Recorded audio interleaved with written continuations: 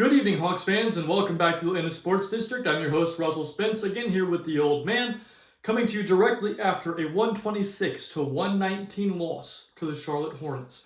Quite an awful result tonight, and, kind of crazy to think that I called exactly what would happen tonight after last game because of the process that we went through in order to decide what we were doing with our team.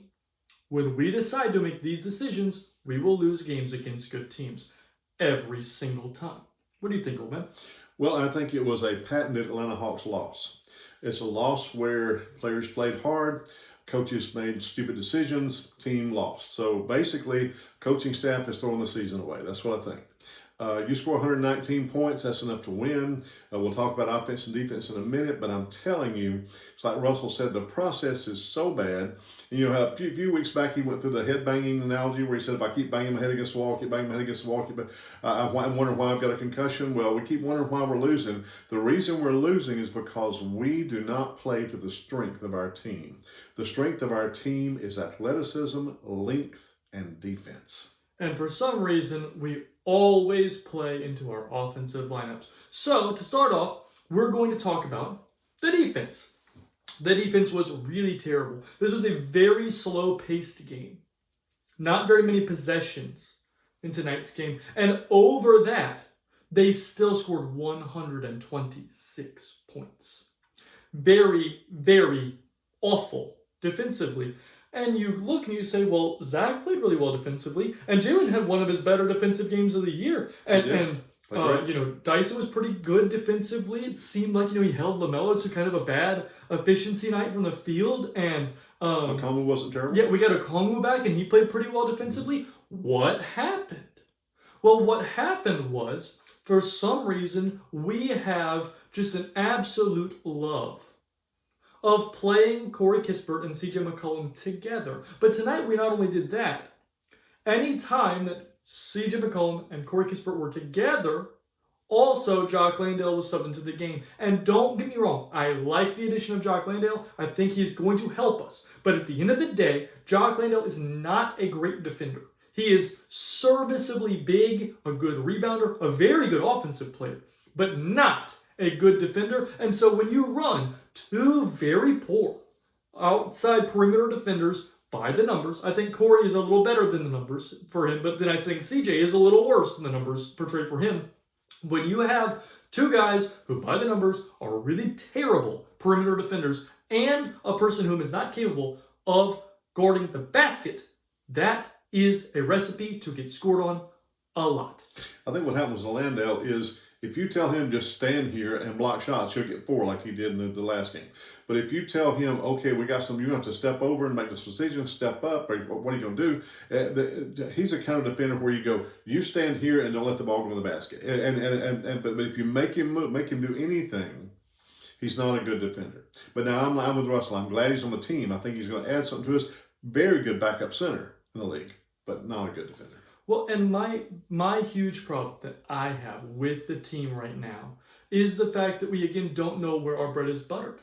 Because then, haven't known for 4 years. Not only did we play those two guards and that person at center, we then subbed in Asa Newell at the 4, who I like Asa. I don't want to be the guy seen as that I'm low on Asa. Asa is 20 years old, and he was being, given the assignment to guard grown men in Miles Bridges and Grant Williams, and they took it to him all night long. That lineup got destroyed. And we look at that and go, that's obvious that was going to happen. No duh. When you look at this lineup, you have those 4 guys. CJ McCollum, Corey Kispert, Asa Newell, Jock Landale, and then Dyson Daniels on the floor. It's another one of those stereotypical, Dyson, please save us lineups that never works because you can't have 1 good defender and 4 bad defenders and expect to get stops. Doesn't happen. That's just absolutely out of your head. But if you could have, I don't know, had Mo Gay in the game, That would have been helpful. Maybe instead of having Kispert in the game at that time, you have Richase in the game at that time. In fact, maybe instead of ever playing Corey at the 3, a place where he's out of position and unable to guard that position well, maybe don't play him at that position and play Jalen at the 3 right now. I think Mo's face is on a milk carton somewhere.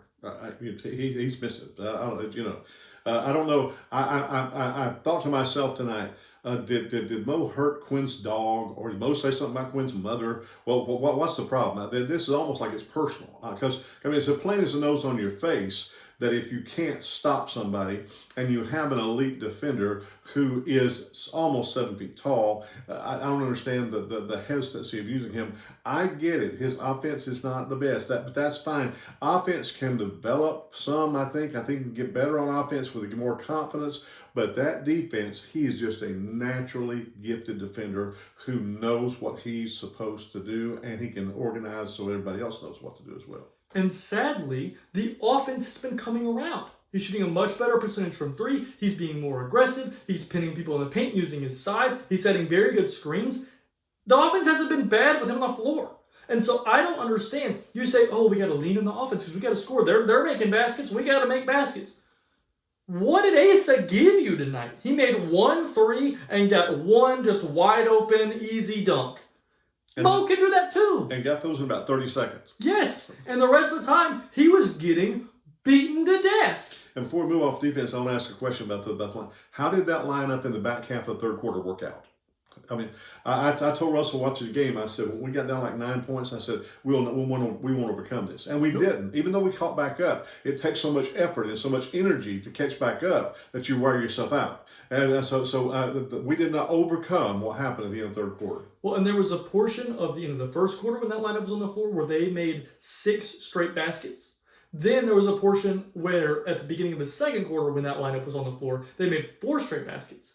At the end of the third quarter when that team was on the floor, they made 4 straight baskets. And at the beginning of the third quarter, they pulled Asa and put Jalen back on the floor, and they still made 4 straight baskets. And so that's the kind of thing that I look at and I go, this process doesn't work. Again, when you're looking at who to put on the floor, there are 3 questions you have to answer.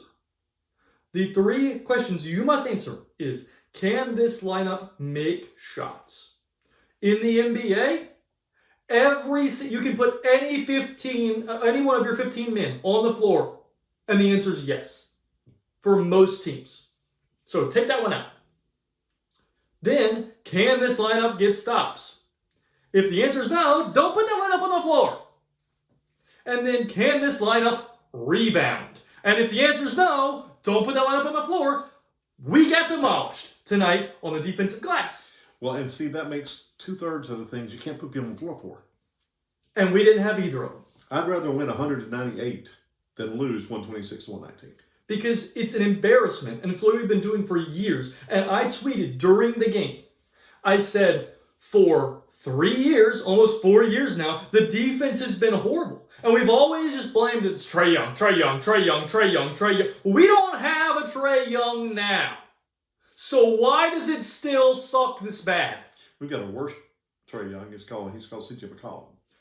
Why is the defense still this bad? It's not that it's Trae Young's fault. It's not that it's any player's fault. It's the process of whom we play, when, and why. If you can't look at me in the face as a coaching staff and say, I truly believe this lineup can get stops at a quality level. And rebound. You can't put that lineup on the floor. Ever. And I don't think Quinn is stupid. And so I think if you looked at him and said, Quinn, do you think the lineup, the 5 men that you have on the floor right now, can get stops? I think he would go, yeah, it might be a struggle. Then take them off the floor. I think he likes being the mad scientist, offensive genius guy. And that's why he leads into his offense. Well, that is the reason they couldn't win big in Utah. That's the reason that we are not winning at all in Atlanta. Well, at the end of the day, if you want to be the offensive mastermind genius guy, you're going to be Mike McDaniel. And I don't know if you realize this, Mike McDaniel just got the can. And so, again, we came into this season with the expectation being the worst that should happen is the 6th seed. And I know that we have had injuries and all sorts of crud going on. I don't care. This team is more talented than about to be the 11 seed.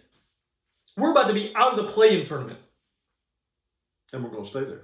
Because unless things change. Because Charlotte's going crazy. And they're the only team behind us. We're literally going to get knocked down to either the 10 or 11 seed. And that's where we're going to sit if we continue to play the lineups we've been playing. It's absolutely out of my head. So going forward, what I would be looking to do, this is the lineups I would play.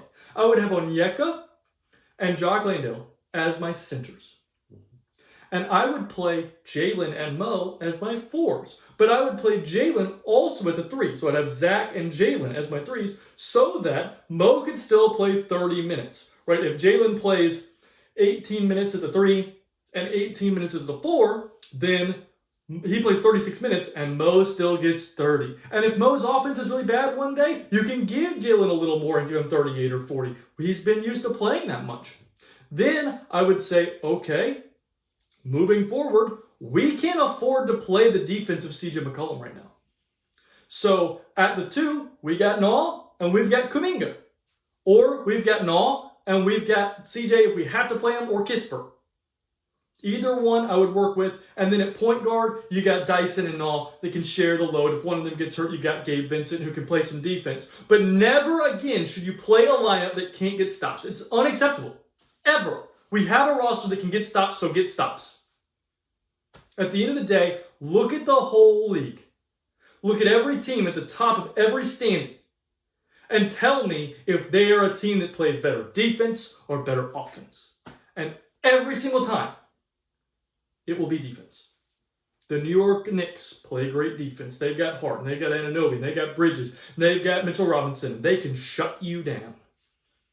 The Detroit Pistons, one of the best defensive teams in basketball. Oklahoma City, one of the best defensive teams in basketball. San Antonio, defense is amazing. Denver is developing Christian Braun and Peyton Watson and Aaron Gordon. They're all great defenders. They are shutting you down. And just because they have Jokic, who's not a good defender, doesn't mean they can't put a good defensive lineup on the floor. That's the problem. We refuse to put a good defensive lineup on the floor. Ever. And we probably have as many, if not more than, elite defenders of any team in the NBA. It's true. I mean, I would say that we have the best on-ball defender in basketball in Dyson Daniels.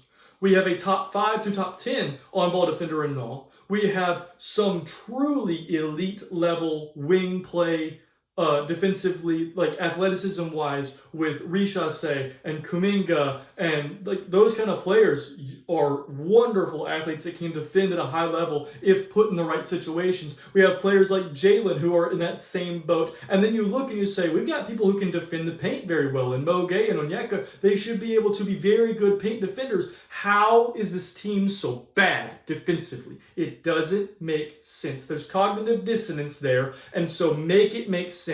Play the people who can get stops. End of story. Amen, brother. Moving to the offense. The offense was awesome. Great. Again, low possession game. They slowed down the pace for basically the whole second half because they realized if they run, they're going to lose because we're really good at that. So they slowed down the pace and we still scored 119 points. We still shot a great percentage. Jalen still looked like an All-NBA player. It didn't matter because the defense was horrible. The goodness on offense did not outweigh the badness on defense. And it never will. Because if you give up a basket every single time down the floor, you cannot score at that efficiency level. It's impossible. And then if you even do remarkably get a stop, like you get someone to miss, and then they just get the offensive rebound, you're never going to win that way. It's impossible. I mean, it bit us last game against Utah when they were trying to lose. This team ain't trying to lose, and they kicked our tail. These men from Charlotte come to win. And they'll come to win when we go there in a few days too. So overall, I say, yeah, the offense looked great. Good job, Quinn. Your offense is going to continue being a top 7 and top 5 offense in the league, and we're going to be in the lottery with a pick we don't own. Have a guy, have a great time being an offensive guru on somebody's coaching staff. Yep, because you are about to lose your ability to be a head coach because everyone's going to look and say it was a failed project in Utah, it was a failed project in Atlanta because he can't get rosters to play defense. And it's the same thing. I mean, Utah, their defense looked kind of okay because they had Gobert. But when they get to the playoffs, every year, why is Utah's defense so suddenly just so terrible? They put Gobert in the pick and roll. And for some reason, they're playing Mike Conley, Donovan Mitchell, Georges Niang, and Royce O'Neal as their other 4 guys out there. And they're getting absolutely swamped. Because you can't play one good defender in a lineup and expect to win games. Moving to the player-by-player section, again, DNPs for Mo Gay, DNPs for Gabe Vincent, and DNP for Buddy Hield. All were active, all got DNPs. There are multiple players on that list that I would like to see play way more than CJ McCollum. Putting that out there. Matter of fact, the full list, perhaps. Yeah. Because at least I know that Buddy Hield won't take possessions hostage, which we'll get to in a second. Mm-hmm. But Asa Newell played 8 minutes. He had 5 points on 2 shooting, 1 of 1 from 3.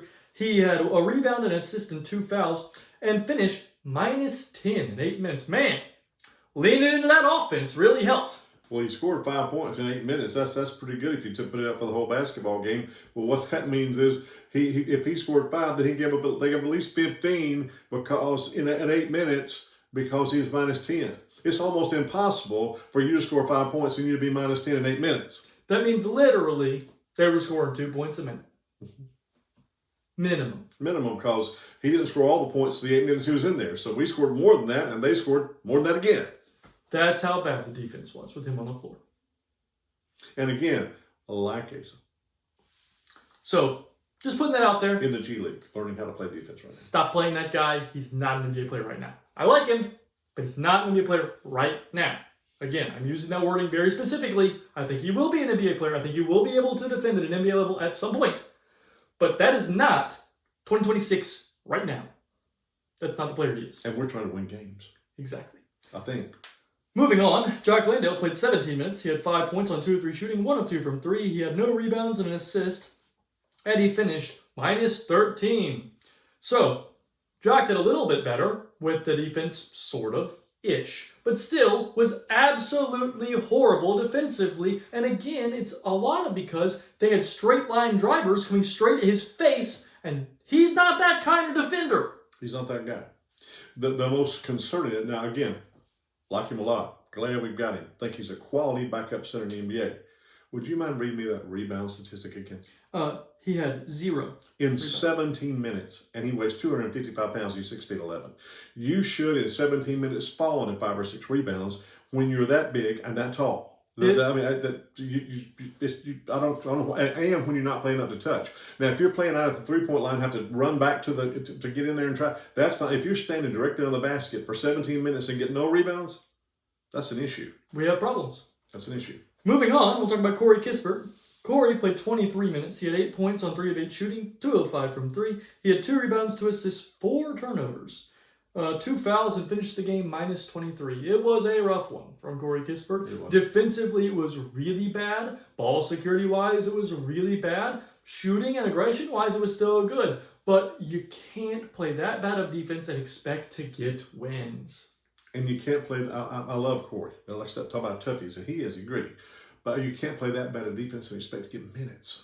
You just can't do it. Now, I will say, we did him no favors by making him maybe the 2nd or 3rd best defender while we had out there.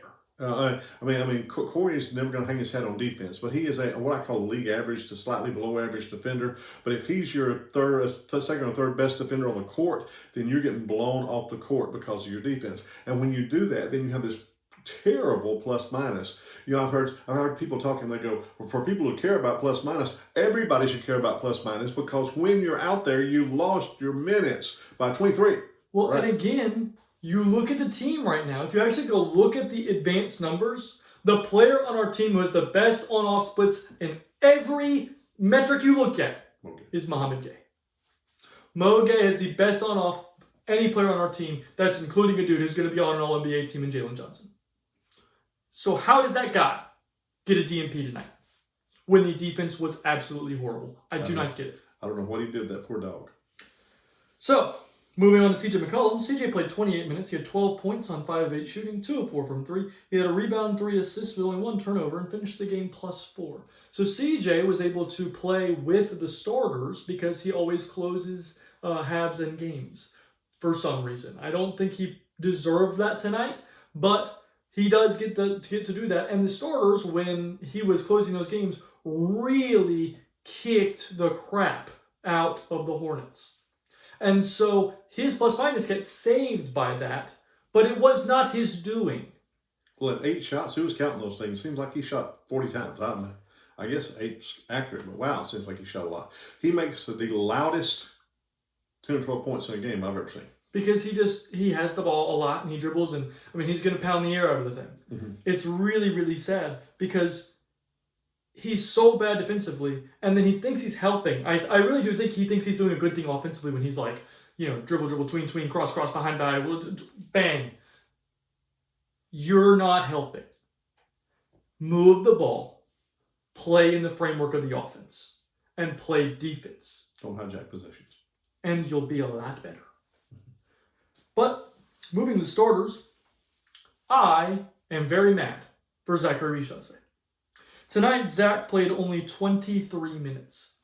He had 18 points on 7 of 10 shooting, 4 of 4 from 3. He had 3 rebounds with no other major offensive statistics, but he did have 3 blocks. Finished the game +2. Oh, would you tell me how many minutes CJ played again? 28. How many did Zach play? 23. And he was having a fabulous basketball game. See, that's the thing. These when we got this lineup, we do this, we do that, we finish with this, we finish. Whatever happened to the days when somebody's hot and you just keep them in the game? Or whatever happened to that? Whatever happened to the days where he's really on tonight? And I said the same thing the other night when Zach was terrible. I'm like, okay, well, you can't afford to put him back out there because today's not his night. Well, tonight was his night. It was his night to start with. And that's the one smart thing I think they did. I think they said, man, we got to get Zach out there and get his confidence built up and get him some shots. And he made them, and he was flying high and feeling good. And playing amazing. And then next thing you know, he played unplayed for 25 minutes and played for 23. I don't know how that happens when you're 20 years old, you got your whole life in front of you, you're not dead tired, and you're playing great. I don't get that. Well, don't get that. The other thing that I'll say that frustrates me about the way the Hawks run their rotations is the rotations are set before the game starts. Concrete. So let's say we go into the fourth quarter. There's 6 minutes left, and the Hawks are up 11. My brain, as a basketball thinker, says don't let them score 11 points in the next 6 minutes. And we win. And if they just physically can't score 11 points in the next 6 minutes, you're going to win. So I put in my defensive lineup. I would put in like Dyson, Jalen, Mo, and Onyeka, something like that. Or maybe Dyson, Zach, Jalen, Mo. Something that's just like amazing defensive lineup. And that's what I would close with. Because that lineup can score enough. And you're not going to score 11 points in the next 6 minutes. But instead, we need stops tonight. But that's not what our schedule of rotation says to do. But our rotation says, well, there's 6 minutes left. And the rotation says, well, we're supposed to have Corey Kispert and CJ McCollum on the floor. So we're going to have Corey Kispert and CJ McCollum on the floor. And then they keep scoring and we never catch them. Now, I will understand, like, if you say we're down 10 and we got to score some points, put in your offensive lineup. That makes sense. That is what you should do. But when we had a game where it's extremely back and forth, you have to put in your best, most balanced lineup, which to me is your starting lineup that has, Dyson, Zach, Jalen, Onyeka. That's your most balanced lineup that plays the best on offense and the best on defense possible. So that's the lineup you should be closing with because the game's tight and you need to get stops and score. Simple. Can't play Zach no matter how well he's playing because we got to close with CJ. But whatever the god of the rotation says, whatever the sheet says is when people are going in the game. That's very frustrating to me. That's not the way you should run a team. And so Zach was playing amazing tonight, but the rotation sheet said he should only play 23 minutes, so he only played 23 minutes. And that's ridiculous. And so he starts getting backlash. We was the number 1 overall pick and da-da-da-da. It's because he didn't play enough minutes. And then and that hurts his confidence and all this other thing. When he's playing a game like he was tonight, he should have played 30, 35 minutes. Exactly. So moving on, next we're going to talk about Dyson Daniels. Dyson played 31 minutes. He had 11 points on 5-13 shooting, 0 of 1 from 3. It was a pretty rough one. He had 5 rebounds, 3 assists with only 1 turnover, and finished the game -17. Again, that's not on Dyson. Just on the Save Me Dyson lineup. They're playing Please Save Us lineups from Dyson, and Dyson can't. No one player can guard all 5 of their players. And so when that happens, his plus minus is going to look awful because that lineup with him as the Please Save Us Dyson lineup got ran off the floor. And so he's minus 17 when he honestly played pretty well. Not his fault at all. And so, LaMelo was absolutely horrid from the field tonight. He had 19 points on 20 shots. So Dyson's defense on their best guard was awesome. Put him in the bottomless pit of sorrow. But instead of that allowing him to have a positive impact on the game, we were playing him in the worst defensive line I've ever seen. And so he has this huge negative plus or minus because of who he's chosen to be played with. Keep in mind, again, Asa minus 10 in 8 minutes, right? So there you go. So, I feel bad for him, honestly. Moving on to Nickeil Alexander-Walker. Noah played 38 minutes. He had 13 points on 3 of 15 shooting. A little rough from the field tonight. 2 of 8 from 3. He had 2 rebounds, 10 assists, with only 1 turnover. The passing was very good tonight. It's been pretty good for He's improving. And truly, I think that's a testament to his work ethic. He's been in the gym working on his reads, and that's awesome. But he was plus 13. Again, so this is what it looks like when a player plays good defense and is put with good lineups and isn't forced into those very negative lineup positions. He didn't shoot the ball well. He only scored 13 points in 38 minutes, but was still plus 13. Because he was with lineups. Players that he could help to win the game. But instead, we play players that don't help to win the game. And so we lose. That is the end-all be-all of what happened. Moving on, we're going to talk about Onyeka Okongwu. Onyeka came back, was wearing a Bane mask, looked really, really scary out there. It was an interesting look. But I'm terrified. But he played 31 minutes in his return game, which is a lot for a return game, especially with that kind of injury. He had 16 points on 6 of 11 shooting, 4 of 7 from 3. Glad to see it wasn't affecting the jump shot. He had 7 rebounds, 2 assists, a turnover with 5 fouls, and was plus 6. I thought Onyeka played very well, and I honestly felt bad for his efforts because he played so hard, and we lost, and it wasn't his fault. The mental aspect was what I was so proud of. When you get in the mouth like that, what's going to happen the next time you have to go down there and fight for a rebound? And he was in there fighting, and as a matter of fact, he was literally almost in there fighting at one point. So he was really giving it all he had, really put forth a lot of effort. We have a lot of players that put forth effort. When we talk about Jalen, we talk about the number of minutes. We got people put forth effort, but that effort is just thrown away. And it's like I said, we that elusive 500 mark that we don't seem to want to get to, or when we get there, we seem to not know how to. It's just frustrating. Moving on to the last player we're going to talk about, Jalen Johnson. He played awesome. 40 minutes, 31 points on 10 of 18 shooting. Wonderful efficiency from the field. 2 of 5 from 3. 9 of 11 from the free throw line. Struggled early from the free throw line and then picked himself up, which was good. When the game's on the line, boom, boom, boom. He had 9 rebounds, 8 assists, only 2 turnovers. He had 3 steals and finished the game plus 3. Again, he was being put in those lineups when they would take Asa off the floor. He was being put in that lineup that had CJ and Corey and Landale. And it was bad. You don't know how you score 31, have 9 assists, 8 rebounds, 9 assists, 9 rebounds, 8 assists. You know, you do that and you're only plus 3. So people are playing around you. Because I'm going to tell you, they're there for a minute there in the fourth quarter. And of course, that was a panic thing. That they put Asa in, and Asa just, I don't know, it was terrible. And so they had to run, instead of giving him his normal 3 or 4 minutes at the beginning of the quarter and sit, they had to put Jalen right back out there. And he said, okay, I love it when he does this. Doesn't do it often enough. I wish I'd give him a bit more. When he says, I'm Jalen Johnson and y'all have got a problem. And that's what he did. And he was scoring. I mean, he was in there. And he scored. Or that one time when they just kind of okey-doked him into the lane and he dunked the ball. That was just amazing. He said, I'm Jalen Johnson and you've got a problem. But all of that. And plus, very good defensively tonight. 3 steals. Beautiful rotational work on some of those. He seemed to be locked in all the way around. I think I don't know if he took this game personally or he realized this team coming in was very hard. But he was fired up, and then to play 40 minutes and then to walk out of here a loser, and it had nothing to do with him. Nothing. I mean, he played amazing. Might have been the best game I've seen him play in a long time. He was the best player on the floor by far, not even close. And the coaching staff cost him the game. It's true. And now we have to talk about the fact that going on in the future, again, we were supposed to be the 6th seed. That was what this kind of really what we want to get is at least the 6th seed. Yeah, 4 to 6 really is what they're talking about. And then we look and we have a losing record and we're almost to the 11th seed in the Eastern Conference, which is the weaker conference. And then you look at other teams that have much weaker rosters, like the Boston Celtics, and they're just way ahead of us. You look at teams that have no business. The Miami Heat have a much better record than we do.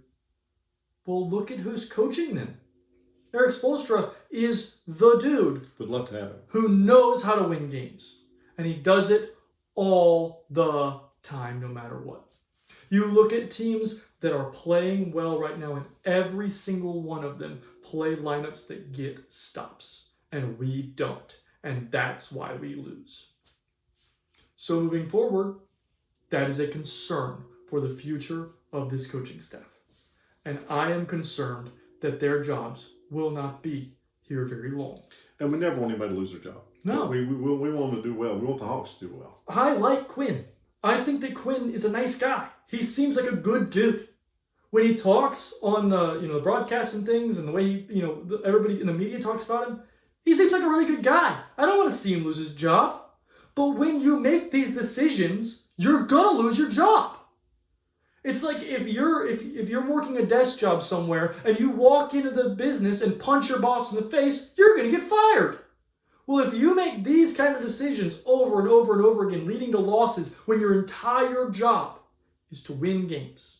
What you're saying is I want more time with my family. I would like to go home and not have to worry about this anymore, is what it looks like. And I don't want that for him. I want him to continue to get to do what I know he loves to do. I know you can tell he loves to coach. You can tell he's passionate about it. Mm-hmm. Make better decisions. And we won't have to fire you. But if you make these decisions and the offense is just where it is now and the defense is just where it is now, we're going to keep losing games and you're going to lose your job. Stop doing that. That's all I have to say about that. Moving on, our next game is on Monday against the Minnesota Timberwolves at 8 p.m. If we play the same lineups we did tonight, they will destroy us. See what the Ant-Man does to that. Yeah. Watch the Ant-Man either getting guarded by Corey Kispert, CJ McCollum, Asa Newell, or Jock Landale, and see how things go. When they finally force a switch and CJ McCollum has to guard him and he goes all for 50 and we get hammered. That's what will happen. Please make better decisions as a coaching staff because this is ridiculous. So, please like, comment, and subscribe on every platform. We got Reddit, Twitter, Blue Sky, Instagram, all the things. Let me know your thoughts, here or any of those places on what we've got going on. Let me know if you think I'm completely out of left field about the reason why the defense is bad. Maybe it's just that the personnel isn't good enough or something like that. I don't think that's the case. I think we have plenty of personnel to be a very good defensive team, but maybe you disagree. Let me know what your thoughts are. Like, comment, and subscribe. And above everything else, even though the Hawks seem to not want you to, I hope you have a great day. We're a little frustrated tonight, but we always want you to have a great day. And remember this, happiness is an emotion, but joy is a way of life. Have a great day.